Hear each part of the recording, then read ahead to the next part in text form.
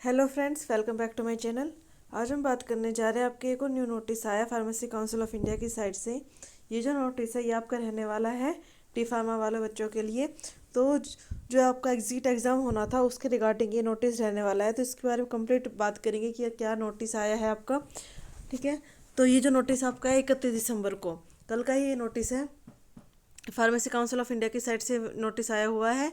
और D pharma के लिए जो भी नोटिस आए हैं वो सभी इन्होंने बताया कि अब तक कितने नोटिस आ चुके हैं। टोटल 2022 से नोटिस आना स्टार्ट हुए थे। ठीक है, ये लास्ट नोटिस जो अभी 2024 में आया है।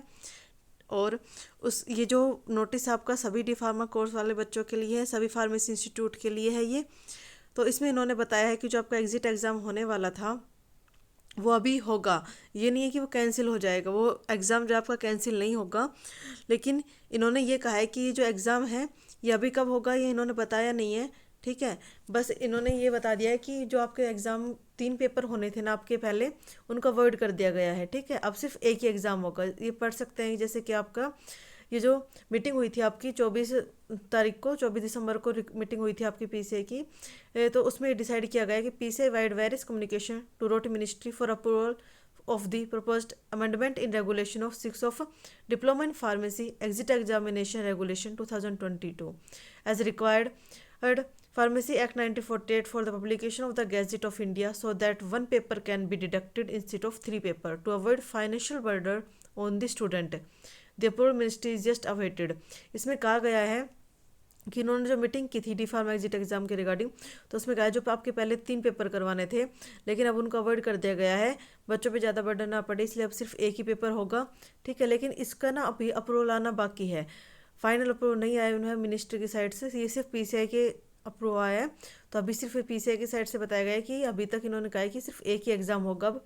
और एक दिक्कत ये आ रही थी कि जिन्होंने भी बच्चों ने डी फार्म कर लिया, जिनका एडमिशन जो है 2022-23 के सेशन में हुए थे, ठीक है, और उनका रिजल्ट आ चुका है, उनके जो डी फार्म कंप्लीट हो गई ये 23-24 वाले बच्चों की, तो उनकी दिक्कत ये आ रही है कि उनका बिना एग्जिट एग्ज़ाम के उनका रजिस्ट्रेशन नंबर नहीं हो रहा। और रजिस्ट्रेशन नंबर नहीं हो रहा तो वो बिना रजिस्ट्रेशन नंबर के ना तो कोई फॉर्म फिल कर सकते हैं, ना ही वो कहीं जॉब कर सकते हैं, क्योंकि हम कहीं भी जॉब के लिए जाते हैं तो वहाँ पे अपना रजिस्ट्रेशन नंबर ज़रूरी होता है।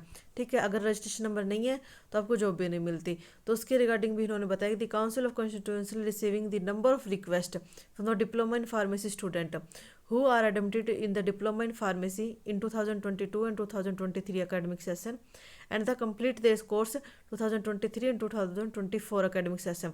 जिन भी बच्चों ने 2022-23 में एडमिशन लिया था और 23-24 में उनका जो सेशन है वो कंप्लीट हो गया था, तो उनकी रिक्वेस्ट आ रही थी कि उनका रजिस्ट्रेशन नंबर नहीं है तो वो काम नहीं कर पा रहे, they are unable to get any job और वर्क और they are not registered as pharmacist. तो उनके लिए बताया गया है कि फाइनल डिसीजन क्या लिया गया है, ये फर्दर है कि ये डिसाइड किया है इन्होंने कि वो बच्चे अपना रजिस्ट्रेशन नंबर अब करवा सकते हैं। रजिस्ट्रेशन जो है आपके स्टार्ट हो चुके हैं, लेकिन जो रजिस्ट्रेशन है सिर्फ 1 साल तक वैलिड है। इसमें पूरा लिख दिया गया कि 2023 और 24 academic session for 1 year till the exit exam will be conducted.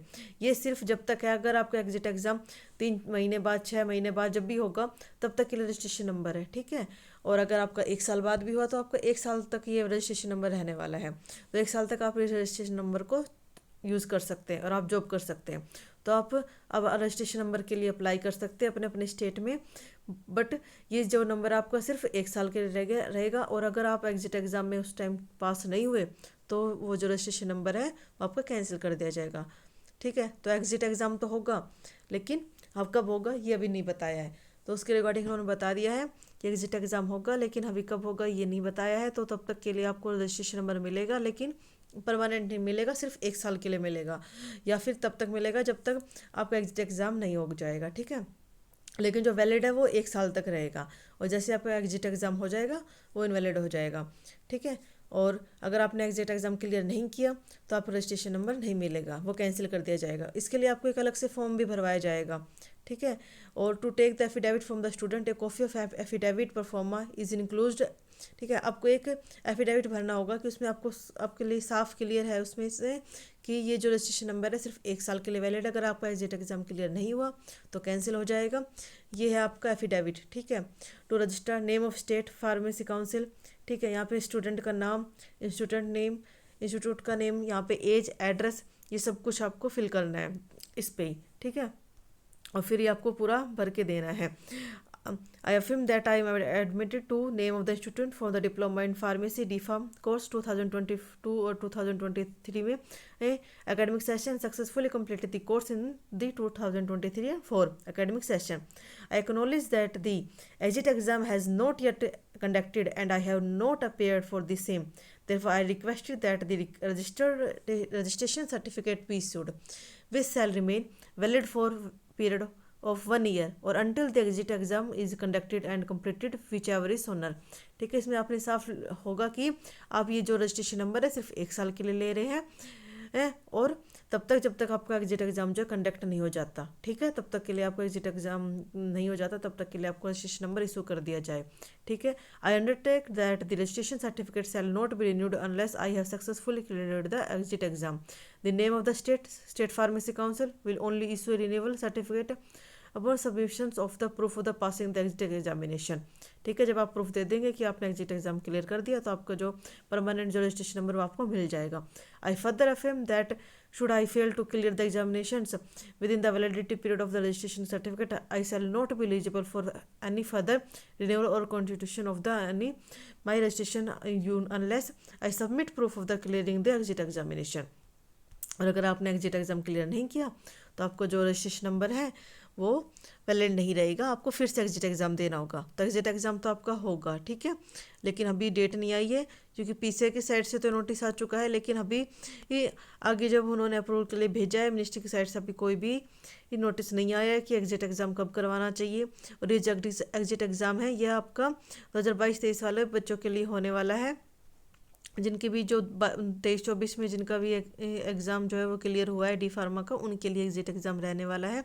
तो आगे भी एग्जिट एग्ज़ाम होगा, जो भी अब बच्चे डी फार्मा में एडमिशन ले रहे हैं उनके लिए भी है कि उनके एग्जिट एग्ज़ाम होंगे। ठीक है, बट अभी फर्स्ट एग्जिट एग्ज़ाम ही नहीं हुआ है तो अभी तक कुछ पैटर्न वगैरह कुछ ऐसा पता नहीं है, लेकिन एग्जिट एग्ज़ाम होगा आपका, तो उसकी प्रिपरेशन करते रहें।